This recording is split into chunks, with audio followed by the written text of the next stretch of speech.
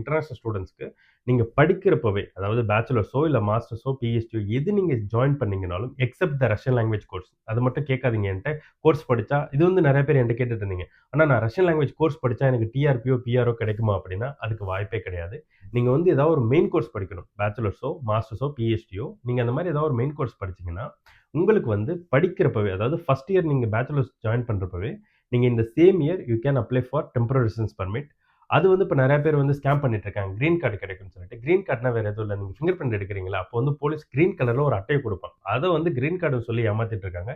அதெல்லாம் கிரீன் கார்ட்லாம் கிடையாது.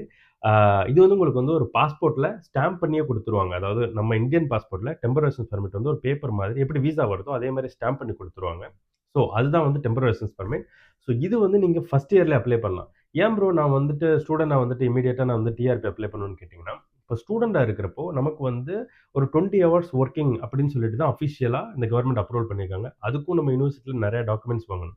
பட் இதே நம்மள்ட்ட டிஆர்பி இருந்துச்சுன்னா, இட்ஸ் லைக் நீங்க வந்து ஒரு 75% ரஷ்யன் சிட்டிசன். நீங்க வந்து ஓட்டு மட்டும் தான் போட முடியாது. உங்களால வீடு வாங்க முடியும், ஒரு கம்பெனி தொறக்க முடியும், ப்ராப்பர்ட்டீஸ் வாங்க முடியும், என்ன பிசினஸ் வேணாலும் பண்ணலாம். பேங்க்ல லோன் எடுக்க முடியாது. அது ஒரு பிரச்சனை இருக்கு. பட் அதுக்கும் இப்போ ஒர்க் அவுட்லாம் பண்ணிட்டு இருக்காங்க. கூடிய சீக்கிரம் அது கிடைச்சிடும்னு நெனைக்கிறேன்.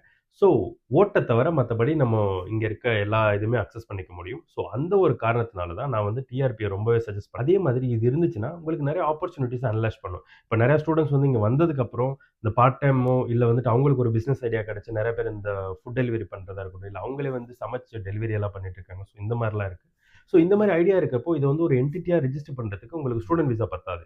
உங்களுக்கு வந்து டெம்பரரி ரெசிடென்ஸ் பெர்மிட் இருந்தா மட்டும் தான் உங்களால இது பண்ண முடியும். So actually it will analyse நெறைய ஆப்பர்ச்சுனிட்டீஸ் உங்களுக்கு. ஸோ அதனால வந்துட்டு நீங்க ஸ்டூடெண்ட்டா வந்தீங்கன்னா, இம்மீடியட்டா ஃபர்ஸ்ட் இயர்லயே இத அப்ளை பண்ண முடியும். அதுக்கான ஒரு நல்ல ஆப்பர்ச்சுனிட்டி குடுத்துருக்காங்க. அத நீங்க கண்டிப்பா யூஸ் பண்ணிக்கங்க. அண்ட் தென் செகண்ட்லி நீங்க இத முடிச்சுட்டு இப்போ ஃபார் எக்ஸாம்பிள் ஒரு ஸ்டூடண்ட் வந்து படிக்கிறாரு. மாஸ்டர்ஸ் 2 வருஷம் படிக்கிறாருன்னா, 2 வருஷத்துக்கு டிஆர்பி குடுத்துருவாங்க.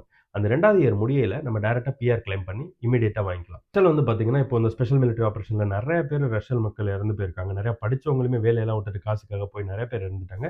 ஆக்சுவலி இங்க வேக்கன்ஸீஸ் எக்கச்சக்கமா இருக்கு. பட் ஆனா அதுக்கு வந்து ஒரு ஸ்டாண்டர்டான டாக்குமெண்ட் ப்ராசஸ் வேணும். நான் சும்மா இந்தியாலேருந்து ஒரு ஏஜென்ட் எனக்கு வேலைக்கு அனுப்புறான்னு சொல்லிட்டு வராதீங்க. இந்த மாதிரி ஒரு ப்ராசஸ் இருக்கு. நீங்க இதுல யுட்டிலைஸ் பண்ணீங்கன்னா, நீட்டா அஃபிஷியலா ஒரு ஸ்டாண்டர்டான வொர்க் கல்ச்சர்ல நீங்க நீட்டா நல்லாவே வேலை பார்க்கலாம். அண்ட் சேலரி வந்து இந்தியாவோட எப்படி சொல்றது? ஒரு பேசிக் இன்ஜினியருக்கு என்ன கிடைக்குமோ, அதோட 10, 15 மடங்கு கிடைக்கும். நான் இங்க இன்ஜினியரா வேலை பார்க்குறேன். ஸோ எனக்கு நல்லாவே தெரியும். அண்ட் அதே மாரி ரஷ்யன் அ என்வைரன்மென்ட் வந்து வொர்க்கிங் கல்ச்சர் வந்து இட்ஸ் ஆசம். நான் வந்து எக்ஸ்ப்ளோர் பண்ணியிருக்கேன். நான் இந்தியாலயும் வேலை பார்த்துருக்கேன். அண்ட் தென் இங்கேயும் வேலை பார்த்துருக்கேன். I really love it. இங்க வந்துட்டு உங்களுக்கு ஒரு ஸ்ட்ரெஸ்ஃபுல்லான ஒரு அட்மாஸ்பியர் அமைக்கவே மாட்டாங்க. இப்போதைக்கு ஸ்டூடண்ட்ஸா நீங்க வந்தீங்கன்னா, மறக்காம இந்த விஷயத்த யூஸ் பண்ணிக்கங்க. இது ரொம்பவே ஹெல்ப்ஃபுல்லா இருக்கும்.